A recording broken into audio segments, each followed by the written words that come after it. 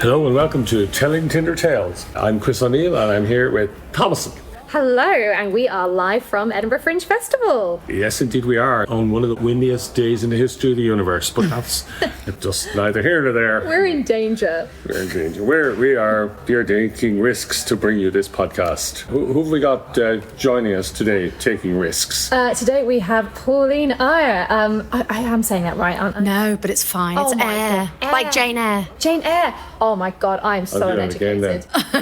Welcome, Pauline Eyre. Any relation?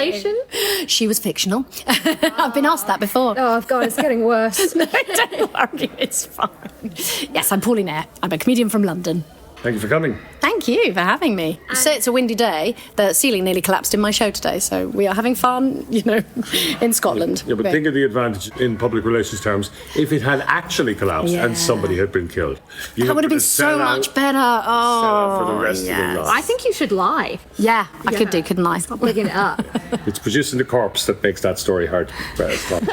Well, we're excited to hear about the show, but I'm also really excited to hear about your dating story. So whenever you're ready, the floor is yours. We'd love to hear your tale. It's a very old dating story. It's sort of three dating stories, but it's not. It's one really, but it was a pattern. I should counter this by saying I've been happily married for a long time, so don't break your heart too much over this. But I had a real pattern to my life that when I was 17, I fell madly in love with a guy at my church youth group, and I thought I was playing it very cool, but after a few months of obsessing over him and everybody knew, I told him. I got drunk and told him, and he was like, yeah, no. Absolutely appalled and said, you're a bit much. Well, okay. And then I went to university at 18 and I met a guy right at the start of university, and love at first sight. I met this guy and I just thought, I'm going to spend the rest of my life with you. He was a great big bear of a man. He was training to be a teacher, gingerhead rugby player, and really gentle. He was lovely, and I just thought he was the most wonderful thing. He was engaged to somebody else, so we became friends, spent a couple of terms really being good friends. He went home for the Easter holidays, told her he was too young, he wasn't ready to be engaged, and he'd met somebody else. Came back to college, said, I have dumped her. And I said, I love you. I want to spend the rest of my life with you. And I saw that look in his eyes, and we managed about a week, and then he said, you are just a bit too much for me. Cut to fourth year at university. I did a drama degree, surprise. And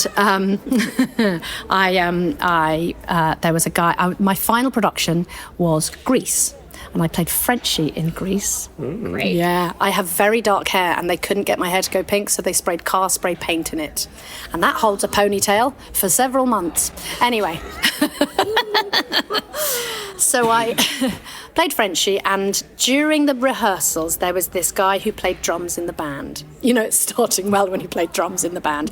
But he was the drummer, and he taught me to play the drums, and we got on really well, and he had blonde, floppy hair, and I fell hard, but now I'd learned from the previous ones. I was much more cool about it. He couldn't rehearse at weekends because he went home to Oxford because he had a little band at home, and he went home to play with them, but we made it work, and then became very good friends. And on the last night, we all went out, got very, very drunk, and I told him that I really liked him. I was much cooler about it, and he looked at me, he looked horrified. He was in the year below me, and he said, I think of you more as an auntie figure. You're someone I can really talk to and tell all my problems to, and, I think you're really fantastic, but no, not in that way. I said, it's fine. And I'd realised I had this sort of trait. 40 years later, I have been diagnosed with ADHD, and now I understand it, this sort of hyperfixation and getting massively overexcited and massively obsessing over things, and also being a comedian, that ability to make an absolute fool of yourself because it's worth it, because the payoff might be right, when you lack the dopamine. Mm-hmm. And it's only been in the last couple of years I've kind of realised what it was in my personality that was doing that. So those are my dating stories. I just to finish that little dating story with the fact that after university, he went home and he joined that little band, and they sort of tried to make a go of it, and they were called Radiohead. Oh my gosh! In fact, I think they were called something like Only at Weekends. I think they had a name like that when they were at university. But yeah. It was Phil Selway, his name was. Very lovely man. Wow. No longer has floppy blonde hair or any hair at all.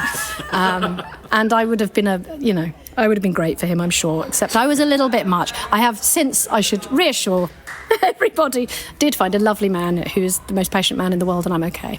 Oh, But that's my Tinder Very tale. good. amazing. Thank A you. lovely story. Wow. It's a lovely story. Wow. I'd rather read a book about your life than Jane Eyre. Thank you. wicked. There is a song. I wrote this actually as a story for a storytelling event where they play a song at the end that's related, a song that changed your life. It's called One Track Minds. It's also a podcast. It's beautiful.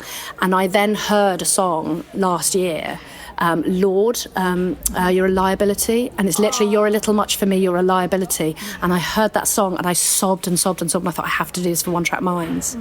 And it was a kind of, I understood where, it helped me understand where all of this had come from. And I love that song. it's beautiful. I can't listen to it anymore. I listened to it a few times. I cannot listen to it without sobbing, but if I need a cry, that's my go-to. On the theme of songs and possibly to cause you great pain and anguish, what is your favourite Radiohead song? I'm a creep. I'm a wit. No. The ones with all the drumming in. All the drumming. I'm actually not the greatest of Radiohead fans. They're fine. I like them. I'm not a fan particularly. He was such a nice guy. He was very nice about it. My question is, so you were preparing to do Grease at this point. Was your hair pink when you were telling him that you... Yeah, it was the last night of the show. I couldn't get that stuff out of my hair. Somebody said, you get it out with washing up liquid. And I was doing washing up liquid for days and days. And then for months, I was literally pulling out, because it's just solid. Yeah. Pulling out this car spray paint. It was worth it. I got 2-1. You could have lost your hair sooner than he did. Yeah. My God. Do you think that might have been, like, he couldn't see past the pink hair? Must be. Yeah, it must be. Had to must be. Can't- Had to be. Couldn't have been me or my personality or anything else about my appearance, because everything else is so perfect. Well, I just like how you said, I toned it down, and at the first two, you were like, I love you, and this one, you were like, I really like you. Yes. And you were like, moderation, I did it. Exactly, I thought, and I played it cool the whole time. I had not played it cool with the first two. I played it really cool with him. I thought I'd wait to see, and we really got on well, because we'd have these long, deep and meaningfuls. Yeah. I see. Very good. He has a reputation now, and I have a friend who's still in touch with him, that he is the nicest man in the world. So, He still has that reputation. yeah, my loss. Yeah. His lost too. Thank you, Chris. That is the correct answer. Is there ever any doubt that I was going to grovel? No, I'm a long time married. I know when a grovel is required. That was a very interesting thing to witness. Your body language just literally got smaller and smaller as you said it. I know how to say the right thing. Yes. Well, Pauline, please tell us more about your show. Yes, so this is my second hour at the Fringe, and it is called Anyone for Tennis. I was a line judge at Wimbledon for 20 years. I told you, I crave dopamine. Yes, so I was a line judge at Wimbledon for 20 years. They got rid of line judges this year, replaced with electronic line calling, and my show is about that. But it's also a love letter to the game of tennis, because I'm obsessed. But funnily enough, it's a trait. Amazing. So where will you be? Oh, I am at Hoots Grassmarket, Hoots 4, 50-seater room in Grassmarket at the Apex Hotel, 12:30 every day. And that's 12:30 p.m. 12:30 lunchtime, yes. Yeah. I am not up at the night. Well, it's already been getting great audiences, so we wish you the best of luck. Thank you very So much. Grab a ticket while you can. Another show that I would love to promote as well. We would love for you to check out Alice Frick, Live Like a Funeral. Live like a criminal.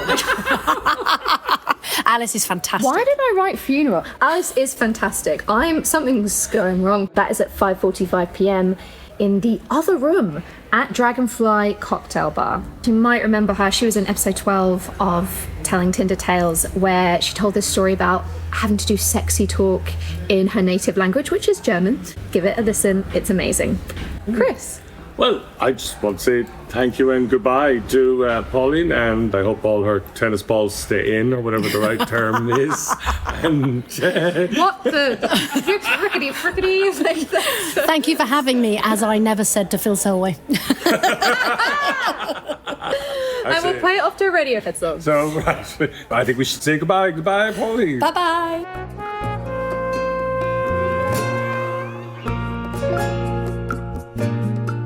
Telling Tinder Tales is hosted and produced by me, Chris O'Neill, and Thomasin Lockwood. Produced and edited by Lucy Regan, with with music by Quincas Moreira. It's a Jester's Comedy Dublin production and is no way affiliated with or endorsed by Tinder. If you have a story to tell, please get in touch. Details are in the show notes. And if you like us, instead of swiping right, follow us on Instagram and or TikTok at Telling Tinder Tales.